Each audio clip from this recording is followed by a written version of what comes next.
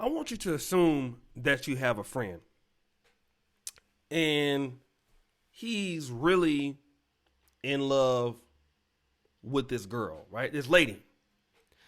So you don't really know her. You don't know her, but you know him. And let's say he moved away for whatever reason and he came back and he's describing this lady to you. Okay? First, he tells you that he's born again and he's a Christian, he's saved. Which you probably wouldn't have no problem with that. But then he tells you that the chick he's about to marry, let's say he's a well-to-do brother too. He's a businessman, lawyer, doctor, entrepreneur. The lady he's about to marry got 2 kids. And 2 or 3 felonies. This is wifey, okay? But it gets better. He's waiting until marriage to hit them draws. What would you say? You would say, like, there is nobody this stupid in the world. It don't exist. But it actually does exist. Say hello to Lamar Buffoonery Odom. Okay? And see, we're going to talk a little bit about not just simping or whatever, but we're going to talk about drug use and depression and being on the rebound, because this is what is important for brothers to realize in today's world. When you see a brother that make a decision like this, and I'm talking about Lamar Odom and Sabrina Parr now, he didn't just get there that day. Some things happened to that brother that led him on the road to doing something stupid. Now, we know that he was with Khloe Kardashian. And we know that he had a drug problem. We know that his career was kind of cut short from the NBA. And I want to start there because here is where a lot of black men are. Some lost potential that is smoked up somewhere in the past that you can't get over, right? You can't get over whatever happened to you. It could have been, the black community pissed you off. It could have been your mama. It could have been a relationship. But for whatever reason, your potential you feel in the past is washed up. And now you get into such a depression. It's happened with my own father. My own father got married to my mom. My mom was a little bit older than him. He was depressed, didn't know how to handle it, and he started hitting that crack rock. No excuse for him, but, this is what happened. And people handle depression or letdown in many different ways. Some people go to drugs. Some people turn to religion. Some people turn to religion and drugs at the same time. But then some people turn to other people.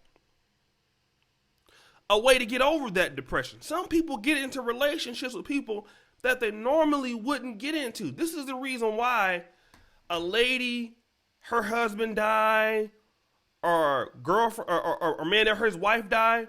Right after that is a vulnerable time for them. This is when you're going to really see some thottism going on. But I want to get back to Lamar Odom. He had a big problem with drugs for whatever reason. Nigga was smoked out everywhere. Smoking crack, cocaine, whatever he was smoking. He was high. Almost he died. Lost Khloe. Lost everything. No longer playing basketball. He's dusty now. Now he's not where he used to be, and the options are not that great. Let's introduce Felonies Sabrina Parr, okay? Violent, multiple felonies, criminal record longer than the first down marker, with 2 kids. And supposedly bootleg fitness trainer. Now your life is so dusty, this is where you at, Sabrina Parr. This is the best you can do.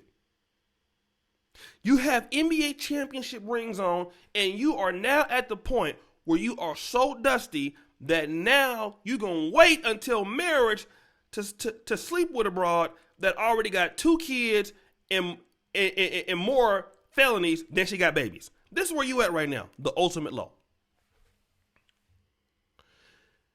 And we know how men are. A lot of times, brothers are dealing with somebody like this.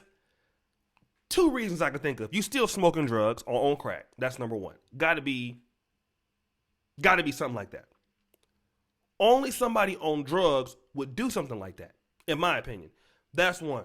Or you are severely depressed and you have given up. I won't talk to some brothers like that because life is hard. You know, life is not easy.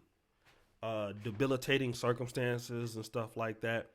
A lot of brothers have given up. And you think that brothers have given up because they don't have access or they don't have money. You have brothers that are successful that have given up. You have brothers that have a lot of potential that have given up. Our black men make bad decisions when they feel like they don't have no help. I looked at the interview with Omar and Sabrina. He was looking all fidgety high and stuff like that.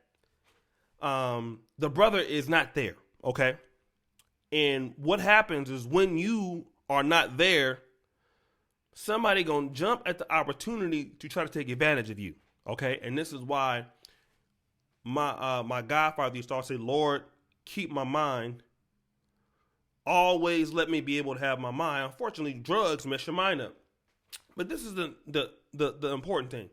Black men have to really look out for one another if we can. And this is the importance of having good friends around. This is the importance of having brothers who care about you around. Because sometimes some brothers have given up.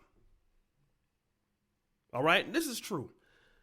But all it takes is some encouragement from you.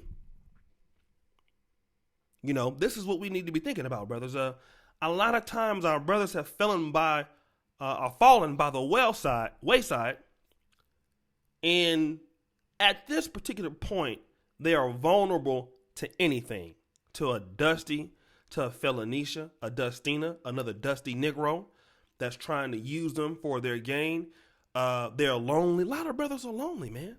You know, when you get around 35, 40, 45, man, you get lonely.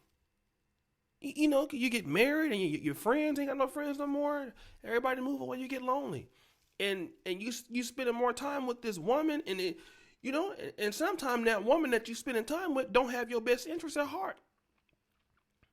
This is why black men need support. Sometimes we need another brother to wake us up out of our sleep. You know, we need a brother to talk to and say, hey, brother, you better than that, brother. You should really think about this decision and put us back into common sense, And Lamar, I don't know who his network is. I think he's been so different to some of his kids. I was watching Tasha K video. Some of his kids say he don't even communicate with them. We need to really get our black men that we know. Sometimes just check on them. And I'm getting a little bit better than that, but just check on him. How you doing, brother? Everything all right? And be an ear for black men to talk, because we will be out here dealing with these with these struggalinas and these dustinas, brothers, and if we don't talk to nobody, we will dusty it up. Because I've made some dusty decisions in the last few years, and I wish I would have talked to somebody about it before I did it. And I wish I would have been able to feel comfortable doing that. And this is how brothers get on drugs. They lose everything. And we really need to be there for our brothers. Because I'm telling you one thing.